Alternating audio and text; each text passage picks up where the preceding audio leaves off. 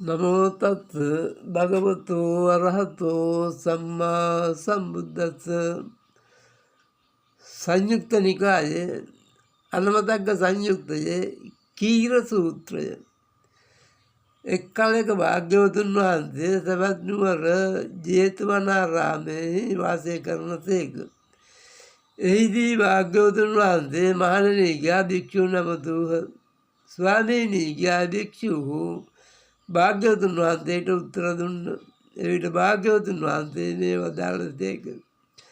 මහණෙනි, අවිද්‍යාවෙන් වැති තණ්හාවෙන් බැඳී ගමන් කරන්නා වූ සැරිසරන්නා වූ සත්‍යයන්ගේ මේ සංසාරය නොදක්නා ලද අග ඇත්තේය.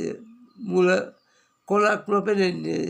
මහණෙනි, ඒ කුමකැයි හිතන්නහුද?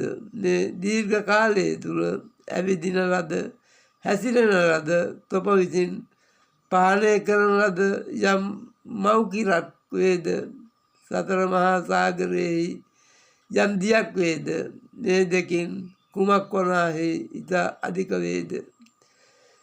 ස්වාමීනි, අපි වනාහි භාග්‍යවතුන් වහන්සේ විසින් දේශනා කරන ලද පරිදි ධර්මය දනිමු. ස්වාමීනි, අප විසින් මේ දීර්ඝ කාලය තුල ඇවිදින ලද හැසිරෙන ලද පානය කරන ලද මව්කිරි කිරක් වේද, මෙයම ඉතා අධික වේ. සතර මහා සාගරයෙහි ජලය අධික නොවේමය. මහණෙනි, යහපති යහපති.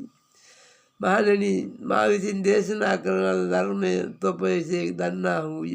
මහණෙනි, මේ දීර්ඝ කාලයේ ඇවිදින ලද හැසිරෙන ලද තොප විසින් පාලනය කරන ලද යම් මව්කිරක් වේද, එයම ඉතා අධික වේ.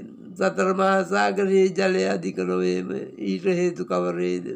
මහණෙනි, අවිද්‍යාවෙන් නැසුණු තණ්හාවෙන් බැඳුණු ඇවිදින්නා වූ සැරිසරන්නා වූ සත්‍යයන්ගේ මේ සංසාරය නොදක්නා ලද අග ඇත්තේ වේද?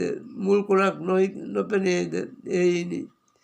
මහණෙනි, මෙසේ තොප විසින් දුක් අනුභව කරන ලදී. දැඩි දුක් අනුභව කරන ලදී. ව්‍යාසන අනුභව කරන ලදී. සොහොන් බිමතර කරන ලදී. මහණෙනි, මේ සියලු සංස්කාරයන් කෙරෙහි කලකිරීමට සුදුසුමය, නොඇලීමට සුදුසුමය, ඔවුන්ගේ මිදීමට සුදුසුමය.